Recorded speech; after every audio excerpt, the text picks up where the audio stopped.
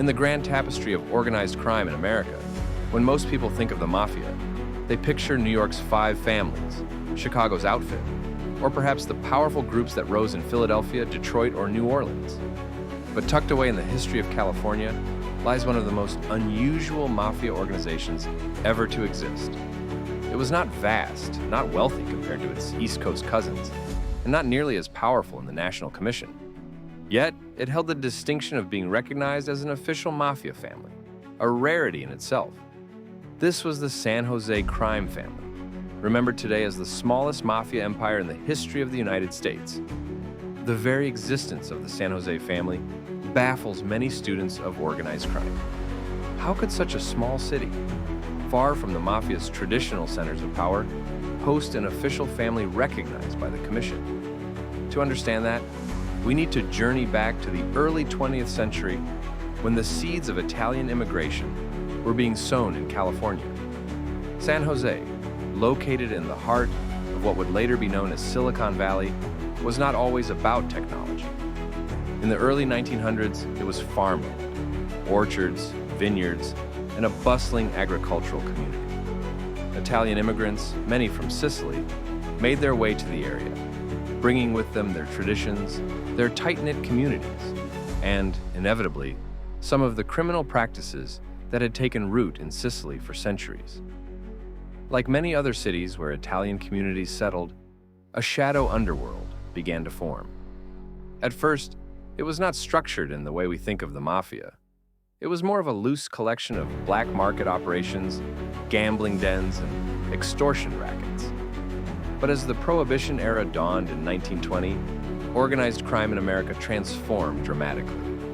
Bootlegging offered enormous profits, and where there was alcohol, there was opportunity. Even in San Jose, a relatively small city compared to New York or Chicago, the demand for liquor fueled a criminal underworld. It was during this era that Onofrio Sciortino emerged. He is widely recognized as the founding father of the San Jose family. A Sicilian immigrant, Sciortino understood the mafia's old ways and applied them in the New World. Though San Jose was not nearly large enough to support a sprawling empire, Sciortino built a small but tightly controlled organization that centered around bootlegging, gambling, and loan sharking. He maintained connections to other West Coast families, particularly San Francisco's, and began establishing San Jose's identity as an independent entity. Unlike the bloody wars that tore apart Chicago or New York during Prohibition, San Jose's mafia was small enough to avoid major conflicts. Sciortino emphasized discretion and local influence, not flamboyant violence. He ensured that politicians, police officers, and local business leaders understood his role in the community, and he often blurred the lines between legitimate respectability and criminal enterprise. By the end of Prohibition, the San Jose organization was firmly established, though modest in size. The real test of San Jose's mafia came in the post-Prohibition years, particularly after World War II, when organized crime was becoming more sophisticated and centralized. Larger families were consolidating power, and the infamous Commission governed mafia politics on a national scale. Somehow, despite its small size, the San Jose family earned recognition as an official family within this hierarchy. This meant that New York's bosses acknowledged them as legitimate, giving San Jose a seat, albeit a small one, at the mafia's vast table. By the 1940s and 1950s, the San Jose family had grown under Sciortino's leadership. It controlled local rackets with efficiency. Bookmaking, numbers running, and illegal card games flourished under mafia oversight. But unlike in New York, where hundreds of made men and associates operated, San Jose never had more than a handful of true soldiers. Estimates suggest that, at its height, the family may have only had 15 to 20 members. This is minuscule compared to the hundreds employed by even a mid-tier family back east. Yet size wasn't everything. The San Jose Mafia wielded influence in ways that were outsized compared to their numbers. Their real strength came from their ability to stay invisible. Law enforcement rarely focused on them because their operations were small, quiet, and deeply rooted in the local community.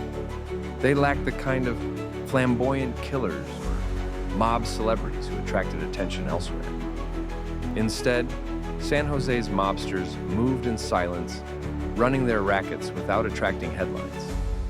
In 1959, Onofrio Sciortino died, and leadership passed to Joseph Cerrito, a Sicilian immigrant who had settled in the Bay Area. Cerrito's reign marked the peak of San Jose's Mafia. Cerrito was not just a local mobster, he was connected nationally. In 1957, he attended the infamous Appalachian meeting in upstate New York, where over 100 mobsters from across the country gathered to discuss business.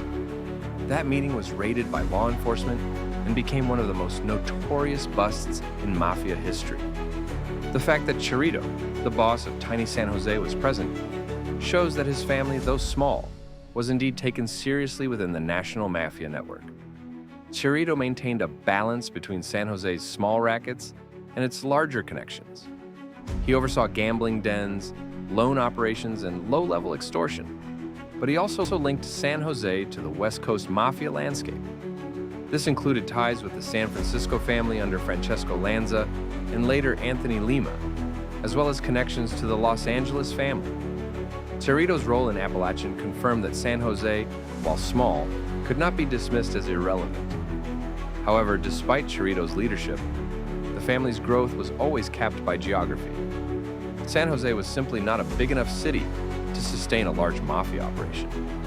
It lacked the massive immigrant populations of New York or Chicago, and its economy, while prosperous, was centered more on agriculture than the industrial hubs where mafia rackets thrived.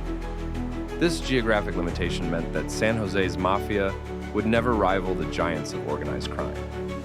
The 1970s and 1980s marked the decline of the San Jose family.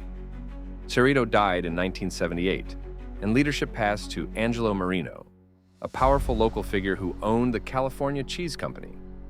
Marino used his legitimate business empire as a cover for his mafia operations. But his reign was turbulent. In 1977, before he officially became boss, Marino and his associates were implicated in the murder of Peter Catelli, a man who had threatened Marino over a business deal. Marino was convicted of second-degree murder, but later had the conviction overturned. This legal trouble damaged the family's stability, and Marino's time as boss was marked by constant scrutiny. By the 1980s, law enforcement had begun to focus more heavily on organized crime across the country. The FBI's use of wiretaps, surveillance, and the RICO Act devastated mafia families nationwide. For a family as small as San Jose, the pressure was almost impossible to withstand. They simply didn't have the manpower or resources to withstand major investigations. Their already limited ranks dwindled further, and their influence began to vanish. Angelo Marino died in 1983, and his son Salvatore briefly took over before legal troubles and waning influence reduced the family to little more than a name. By the late 1980s, the San Jose Mafia had effectively ceased to exist as a functioning organization. While a handful of members and associates lingered into the 1990s, the family was no longer recognized as active by law enforcement. In effect, America's smallest mafia empire had vanished. The story of the San Jose family raises fascinating questions about the nature of organized crime. Why did New York's bosses allow such a tiny group to exist? The answer likely lies in the mafia's Sicilian traditions. Respect and recognition were as important as raw power. San Jose's early bosses, like Sciortino and Cerrito, had the right connections and showed the proper respect to larger families. In return, they were granted legitimacy, even if their actual strength was modest. It also speaks to the adaptability of the mafia. Even in a city like San Jose, far from the mafia's centers of power, the organization found a way to root itself, control local rackets, and maintain influence for decades. The family's small size was not necessarily a weakness. It allowed them to remain under the radar and avoid the kind of bloody wars that destroyed larger families. Today, the San Jose family is remembered less for its crimes than for its uniqueness. It stands as a reminder that the mafia was not just an East Coast phenomenon. From New Orleans to Denver, Dallas to Tampa, and yes, even in quiet San Jose, the mafia found ways to embed itself in American life. The San Jose family may not have been mighty, but it was real. and for a time, it held the unlikely title of America's smallest mafia empire. Its story is both a curiosity and a testament to the mafia's ability to adapt, survive, and vanish, leaving behind only whispers of its once secret power.